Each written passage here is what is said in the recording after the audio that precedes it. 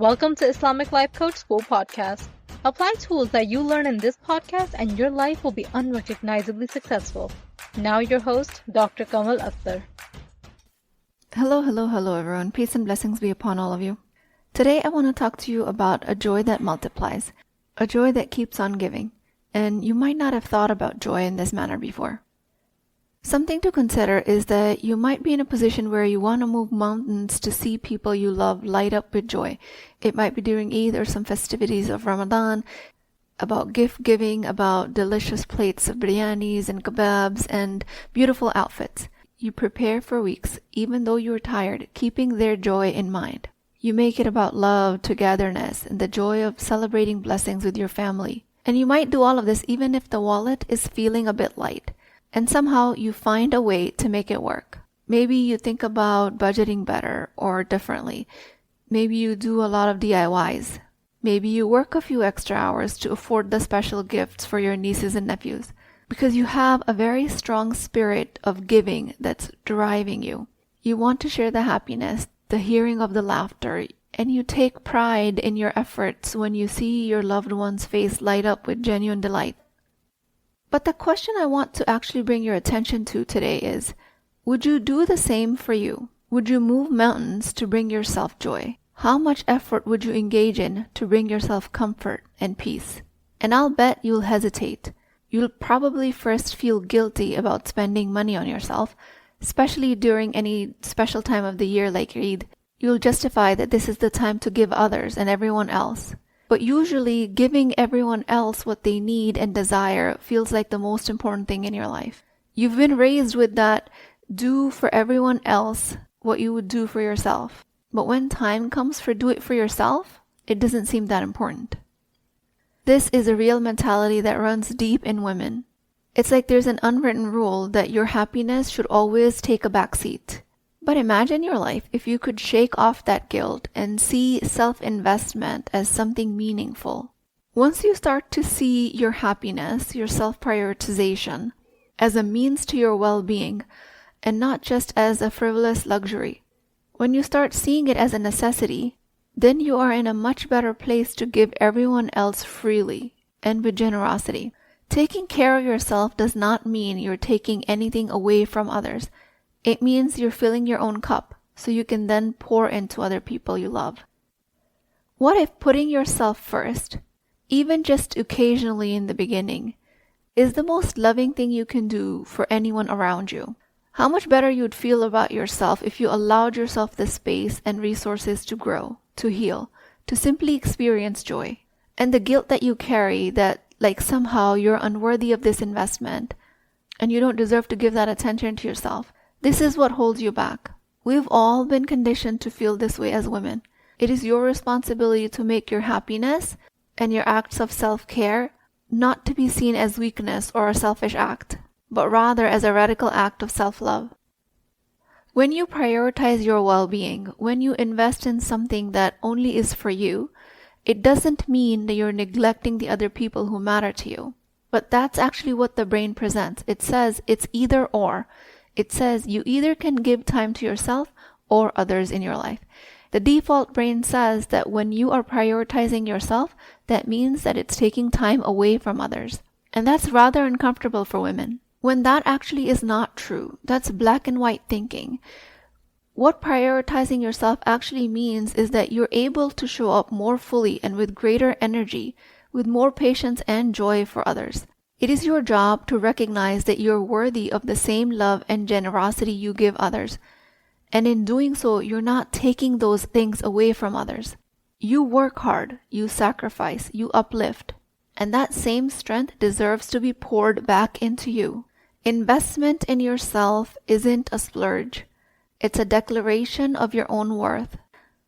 So in this podcast, I'm going to ask you to question the narrative that says your needs always have to come last. I know it's very easy to dismiss your desires. You've been doing that all of your life, convincing yourself that it's more noble and more selfless to keep sacrificing, to show up for others only. But what if that's only a part of the story? What if pouring into you, whether you're investing in your own growth, pursuing something you love, or prioritizing your emotional well-being, What if doing that actually adds to your love and care you're able to give others? What if doing that puts you in a space where you're not just surviving, but truly thriving? You know intellectually that you can't pour from an empty cup. That's a very commonly used line. You know this, but still, there's that voice that will whisper, you shouldn't be spending money on that. You don't have time to do that for yourself. And that's the voice that you have to recognize and sideline. Because when you start to show up for yourself after ignoring these inner voices, you're teaching your kids, your friends, and all of your loved ones that you hold in high regard that they deserve that level of care for themselves too. You're modeling self-respect, showing value in your own happiness. You're telling them that this level of prioritization is not selfish. And that's actually a legacy that you can leave for other women and girls in your life. So starting this week, for the practice of this week, start to change that narrative. Allow yourself to receive, to experience joy, to invest in becoming the strongest and the most confident version of you. Because you're worth it. Everyone in your life will benefit once you've prioritized yourself. Start to ask yourself, what if self-investment gave you measurable results? Just like an investment in your loved ones does that. Imagine how you feel when you gift your loved ones something meaningful, the warmth that lingers in your body, the connection that deepens. Now think that kind of measurable change that happens when you invest in yourself, that deepening of connection of the relationship with yourself, that warmth that you feel with yourself about yourself. Start noticing all of the measurable changes that happen in your life when you invest in yourself.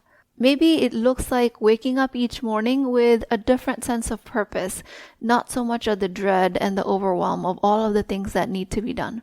Maybe it looks like noticing that you have more energy to play with your kids, or you have more time and resources to engage more meaningfully with your partner. And it might just look like simple enough as feeling confident to finally speak up at work, on being able to conduct meetings with the charisma that you always wanted to. It might look like you're finding peace and comfort being in your own skin. Find measurable returns on your investment in yourself this week.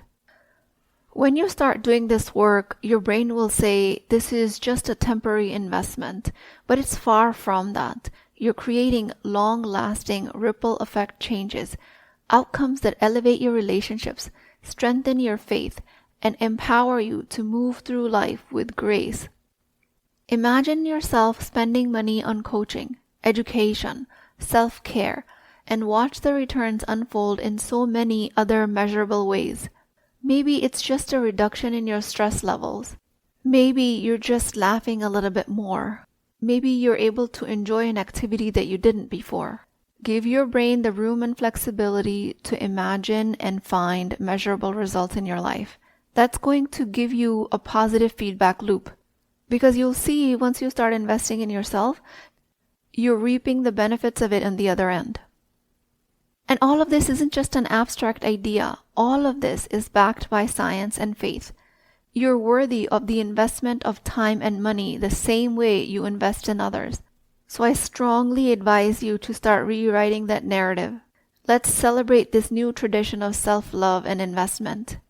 If you're waking up early in the morning, getting meals together, trying to get a nourishing food together for your family, making that also about yourself. Creating results of investing in yourself through little acts of self-care. Things that you usually believe that you're only capable of doing for others. This small shift of seeing your actions for yourself, towards yourself, can create a foundation of limitless, unapologetic, nourishing self-care.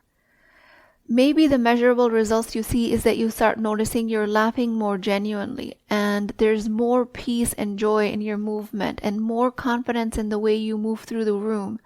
The anxiety that used to sit heavy on your chest feels a little bit lighter because now you've equipped yourself more with the tools and strategies to manage it. Maybe you'll see a measurable result of other people commenting on how calm and present you seem, how you've changed, how you're glowing from inside out. We think the change of justifying self-investment is only internal, but it will pay you off to remember that all of that change radiates outwards. it will touch all of the people in your life. Investing in yourself, while it is a feel-good decision, it is a life-changing decision for the ones that love you. This is a decision that you can track, that you can celebrate, and you can sense in every interaction. And then just take it in the context of Islam. How much importance is placed on self-compassion? The Islamic tradition encourages you to take care of your physical and spiritual well-being. When you invest in yourself, you are honoring your body. You're honoring the one device that is entrusted to you by Allah subhanahu wa ta'ala. And every time you do that, every time you prioritize self-investment, you are going to be reinforcing this idea of your self-worth in your psyche. And since the brain is the most efficient machine, the more you think like this, the easier it becomes for you to think like this in the future. Then you'll start to understand how your self-worth is not tied to any of this. How your self-worth is completely intact and 100% all of the time. Your brain will automatically start to distance itself from the concept that your worth is tied to how well you service others. Your brain will start to find more and more joy in how well you treat yourself. And that creates a legacy. That breaks generational trauma. That reshapes how your next generation views herself and her self-worth. Continue to ask yourself, what measurable outcome do I dream of achieving? Is it peace in my heart? Is it a clear, purposeful mind? Is it a strong relationship? Once you've created these measurable outcomes and evidence of them in your life, you will notice that your celebrations about others, among others, around Eid or Ramadan or any other occasion will become more vibrant. You will notice that your celebrations of other people's happiness that you prioritize so much are not going to drain you. When you give yourself a chance to become everything you are meant to be, everyone around you becomes what they are meant to be. They start to realize their potential. Whatever love and joy you drive from bringing happiness to others, imagine turning that same energy inward. You already know how to go above and beyond for the people you care about. You already have it programmed in you to make sure that their hearts are full and their moments are special. You've mastered the art of anticipating their needs, spending time and money to uplift them. You know how to do that very well. But the one most life-altering question you can ask yourself at this junction is, what if you directed even a fraction of that energy towards yourself? Even a fraction of that thoughtfulness and investment towards yourself? Because you've practiced this act of love 1,000 times over, just towards other. You know exactly what it feels like to light up somebody else's day, to make them feel seen, valued, and cherished. And I'm trying to make this process extremely easy for you. Since you already have all of that neural wiring in you, just imagine using that well-practiced love on yourself and use the same creative, generous thinking that makes you buy the most thoughtful gift, that makes you plan the most heartful iftar gathering. Take the same energy, but this time, turn it on yourself. Make yourself the recipient of that creativity. You are not selfish when you're prioritizing your joy. It's a continuation of the love you already put in the world. Because the more you have, the more you can share.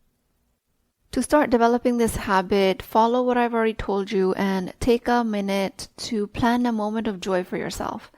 Maybe it's investing in a program that empowers you to grow. Maybe it's spending on a form of self-care that you've put off for a very long time. Maybe it's a coaching experience with me that promises you to elevate your confidence. Maybe it's just an act of kindness directed towards your own heart. It is not completely unfamiliar territory. You already have the blueprint for creating happiness. It's just been turned outwards towards others this entire time. So when your brain offers you that this is a foreign idea or I don't know how to do this, just calm it down. Just think about what's the next act of love that you are about to perform for somebody else and do it for yourself. It's going to give you the most clear, simplest, and the fastest answer possible. When the brain offers you confusion, offer it an answer by making it believe that you're trying to do it for somebody else, but you're actually doing it for yourself. And you're doing all of this work because this is a reminder that you deserve the same thoughtful generosity that you've given other people. You are not only allowed to feel joy, but you're created for that. You're experiencing transformation that will put you at the top of your own priority list.